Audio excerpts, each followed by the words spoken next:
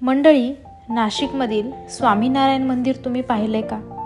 नसेल पाहिलं तरी हरकत नाही. चला, आज क्रिएटिव्ह कन्येसोबत सफर करूया नाशिकमधील पंचवटी परिसरात असलेल्या BAPS श्री स्वामीनारायण मंदिराची. नमस्कार, मी क्रिएटिव्ह कन्या आणि आज आपण आलेलो आहोत स्वामीनारायण मंदिरात. नाशिकमधील पंचवटी परिसरात गोदावरी नदीच्या काठावर स्थित BAPS श्री स्वामीनारायण मंदिर हे एक भव्य आणि शांततेचं प्रतीक आहे. हे मंदिर स्थापत्यकला, राधारमण देव, सीताराम आणि स्वामीनारायण महाराजांच्या मूर्तीसाठी प्रसिद्ध आहे. जर कधी पंचवटी परिसरामध्ये तुम्ही आलात तर हे मंदिर रामकुंड आणि काळाराम मंदिराच्या जवळ आहे. येथे भाविक आध्यात्मिक शांतीसाठी भेट देतात.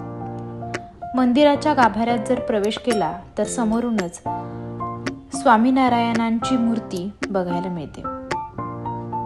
सुंदर असं कोरीव काम आणि संध्याकाळच्या वेळी मंदिराचा हा नजारा पाहून मन अगदी शांत होऊन गेलं.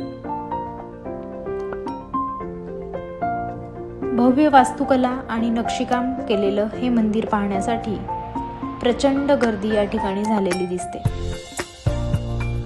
दररोज सकाळी 6 ते दुपारी 12 आणि दुपारी 4 ते रात्री 8 वाजेपर्यंत हे मंदिर पर्यटकांसाठी बघण्यासाठी उपलब्ध करून देण्यात आले आहे. या मंदिराची वैशिष्ट्य म्हणजे व्हीलचेअरसाठी सुलभ प्रवेश आणि पार्किंगची सुविधा सुद्धा उपलब्ध आहे. स्वच्छ आणि शांत परिसर आहे.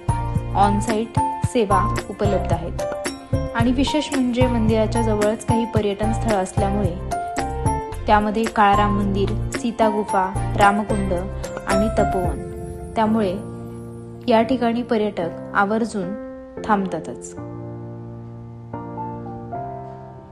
फोटो काढण्याचा मोह मात्र कोणालाही आवरत नाही, कारण मंदिराचा देखावाच एकदम सुशोभित करण्यात आला आहे.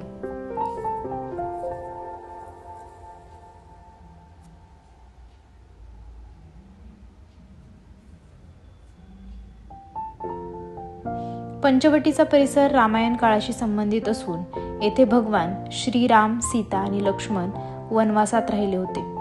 स्वामीनारायण मंदिर नाशिकच्या धार्मिक आणि पर्यटनाच्या नकाशावर एक प्रमुख स्थान आहे.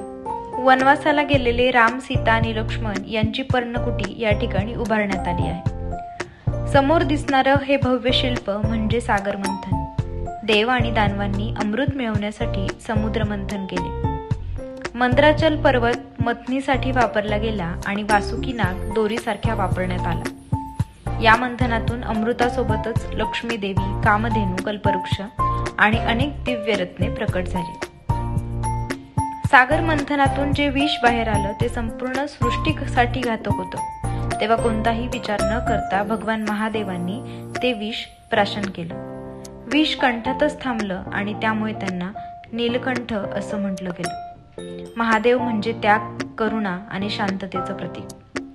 अशा प्रकारे हे स्वामीनारायण मंदिर बघण्यासाठी तुम्ही कधी येताय?